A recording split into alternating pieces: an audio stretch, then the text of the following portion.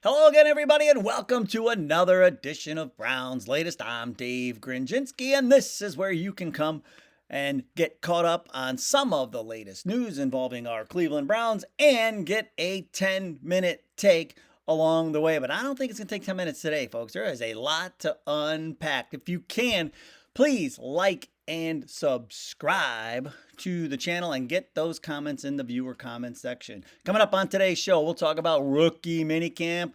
We finally get to hear from our two rookie quarterbacks. We'll show you some of the sights from out in Berea over the last couple of days and talk about why this rookie quarterback battle is already must-see TV, folks. And then I also have a very important message for all Browns fans. And then in our viewer comments, a Ravens fan says nice things about the Browns. So stick around for that. But first things first, folks, let's take a look at some of the things that have been going on out there in Berea. Christian Junkins getting some work in there. And there's Harold Fannin Jr. making a catch. He's been looking good already. And then there they are, our two rookie quarterbacks, Dillon Gabriel getting some instruction. Shedeur Sanders under center, and a lot already happening with our two quarterbacks. And they spoke to the media, folks. So we got our first chance to hear from them, and we'll start with Dillon Gabriel. Folks, I got to tell you, both of these guys, tremendously impressive. I mean, this is the best situation the Cleveland Browns have been in as far as rookie quarterbacks, and as long as I can remember. So let's start with Dillon Gabriel. He said, he says, hey, he has done it at every level. So, he thrives in a team environment. He spent a lot of time with the Browns during the pre-draft process. Somebody asked him about the bird call video, and he said the whole point was, it's like a little birdie told me, right? And then when he was asked, did he know the Browns were taking him? His response, we'll leave that up to mystery. To me, that's a yes. To me, the Browns told him they were taking him. That's how long they've been on him. He says he's staying focused. He loves that they took Shedeur. He says he was glad they can learn from each other. He said he's watched them from afar. He says it's hard, in college you're focused on your own team and your own games each week. But, he was very well aware of what Shedeur brings to the table. He says all the rookies are learning from each other. The 4-quarterback room doesn't faze him. He's like, he's been in this situation before. And here's an interesting thing that he said. He said that one of the reasons, or maybe this is the main reason, the Browns really, really liked him from the early days of the pre-draft process, is that they are on the same page when it comes to the offense. He speaks the Browns language. The Browns were speaking his language, and it just seemed like it was a match made in heaven. And so that's where the attractiveness came from. Their philosophies on offense.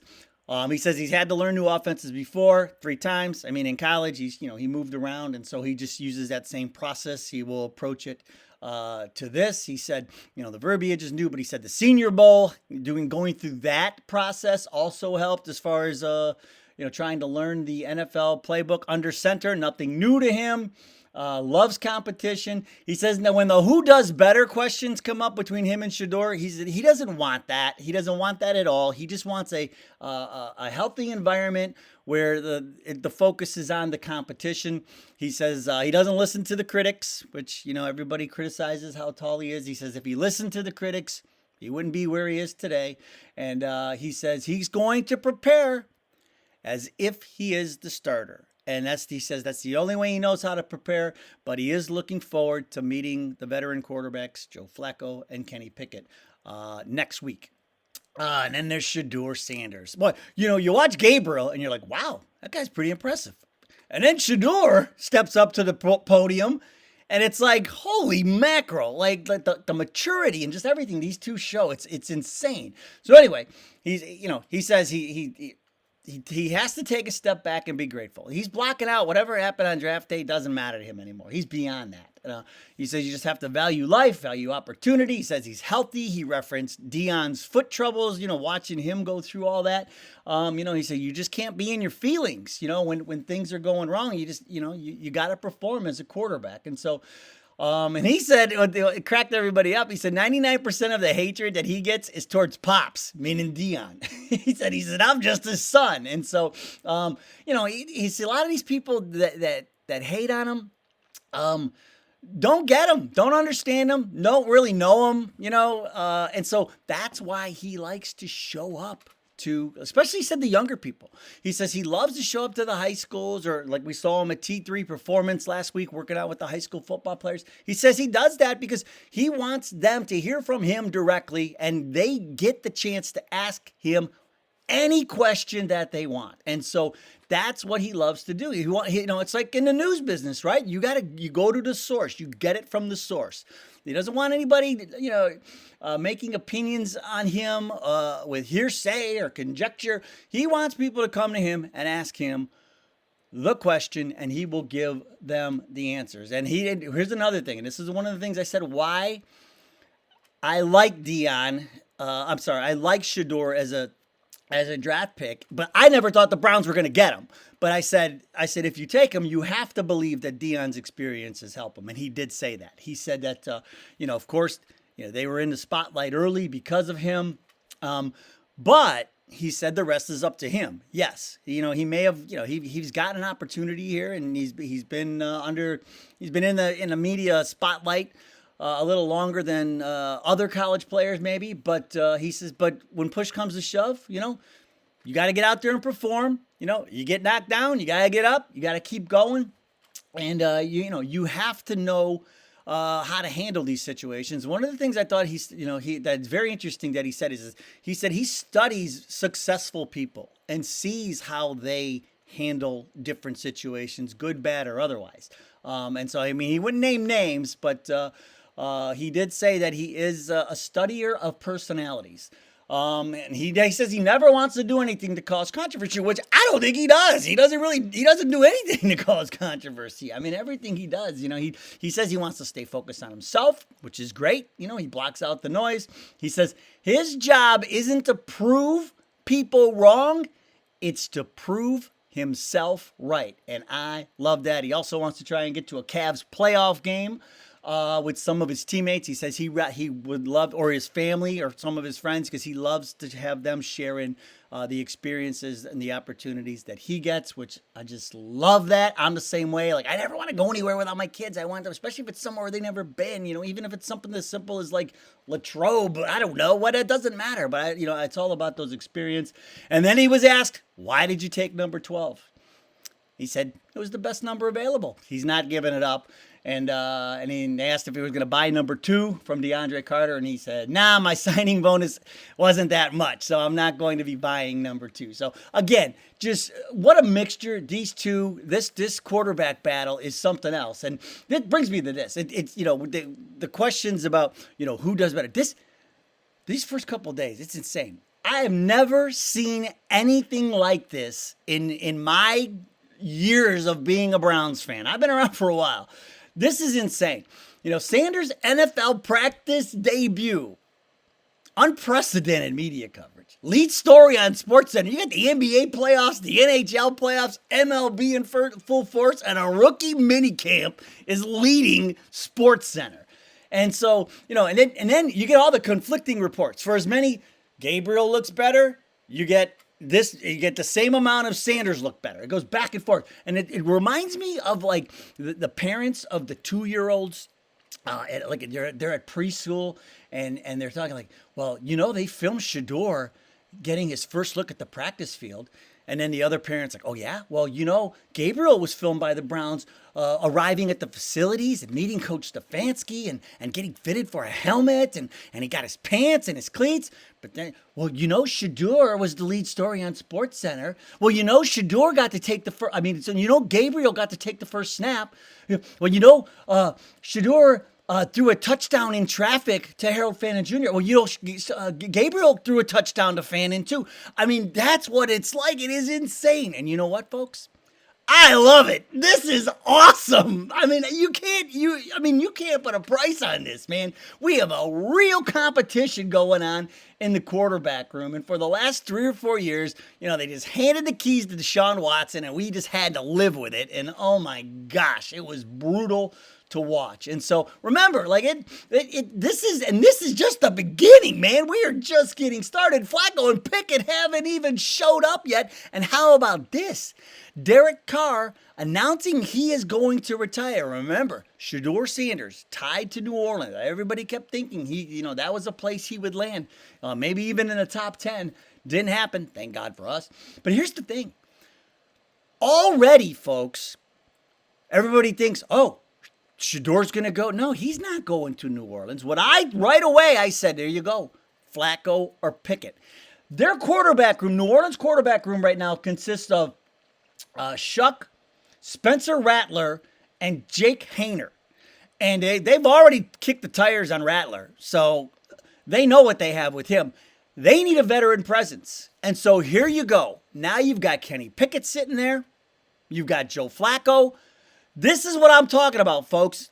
Tradable opportunity, and here it is already, and we haven't even made it. We're not even through the third day of rookie camp, and we've already got a spot that we can look at sending one of our veteran quarterbacks. And that brings me now to our important message of the day, folks. And actually, I'm going to live vicariously to head coach Kevin Stefanski. He said, listen, when it comes to the two rookie quarterbacks, everybody's just got to slow their roll. Everybody just, one may get the first rep, one practice with the ones.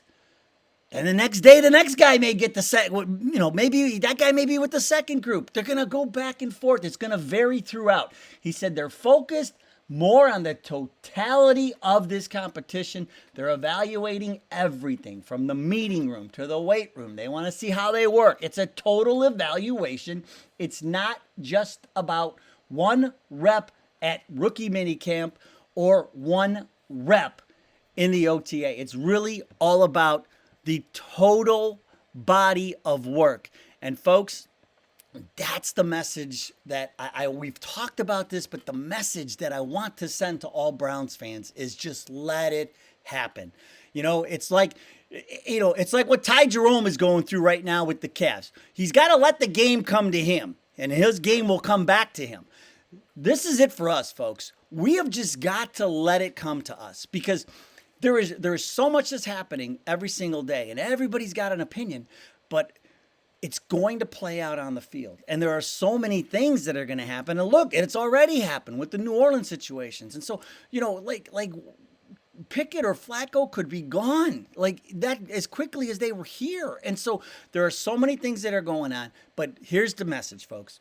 Just appreciate the fact that we have two very commendable young men in the quarterback room that they provide hope. Whether and I know you got the people out there, we're just going to trade them. We're just going to do that. Here's the thing, folks.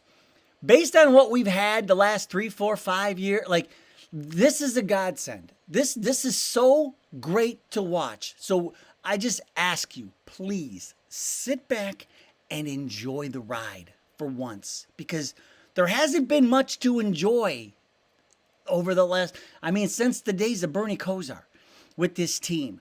And we are the talk of the NFL. We're the talk of the town. Even with the Cavs going on, sit back and enjoy the ride, folks, because this can only get better. And there you go. I'm off my soapbox. Now it's time to hear from some of you on your soapboxes as the viewer comments come in. Okay, D3 missed. Now this sounds more like a password to me than it is a handle, but it's D3 missed 0 Klesgy 12. That would be a heck of a password if anybody needs a password out there. But this sums it all perfectly. No one has ever given a crap about the minicamp, the rookie minicamp, until this year. And he says #Shedeur effect. Now, did we create that on this show? Are we going to get the Shedeur #Shedeur effect going and tie it back to Brown's latest? Feel free to do it. I would love it, because I think we're the ones that started it. And Mist says, let's keep it 100 and let's go Browns. I 100% agree. I feel like this is the approach to take.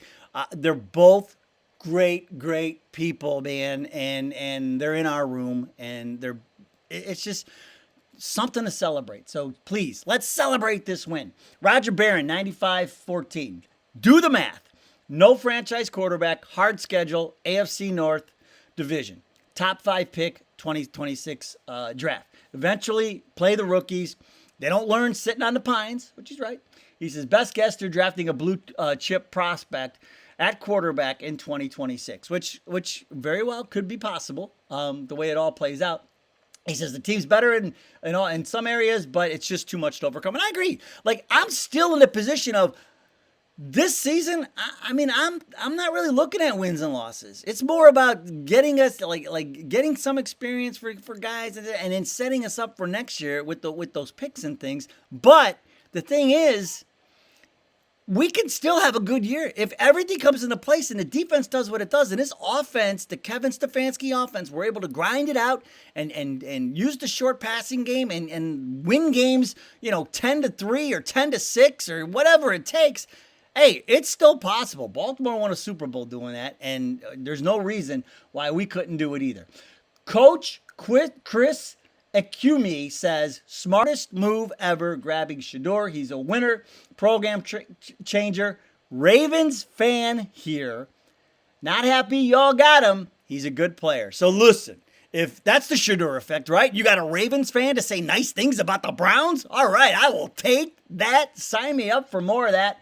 And then Rock8534 says, Kenny Pickett is the one who should be dealt. We're not going to keep him next year because he'll be off his rookie contract. Flacco should be the starter because he will show the other two rookies how to be professional quarterbacks in the NFL. And here's what I'll say about that. Remember I said I thought Flacco was the odd man out? But my goodness, with Derek Carr's announcement, I almost feel like, Pickett is now the more tradable asset. And so he might be the odd man out already. If that is what they're going to need in that room, folks, in New Orleans. They're going to need a veteran presence. And Kenny, say what you want about Kenny Pickett, but we talked about it the other day. He's been in the league a few years, 3-4 years, and he's hungry.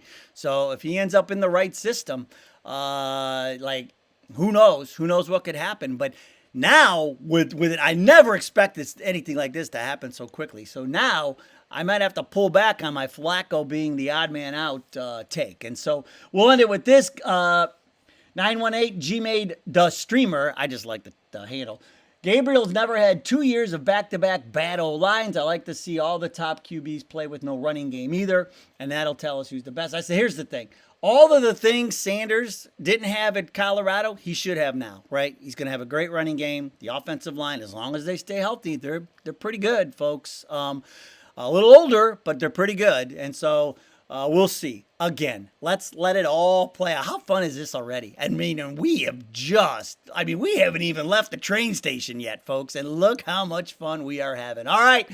Won't worry, we're going to recap day 3 of rookie mini camp for you. Boy, oh boy, so much to do. I can't even fit it all in the show. But anyway, thank you so much for stopping by. That's going to do it for today's show. Go Browns. We will see you next time.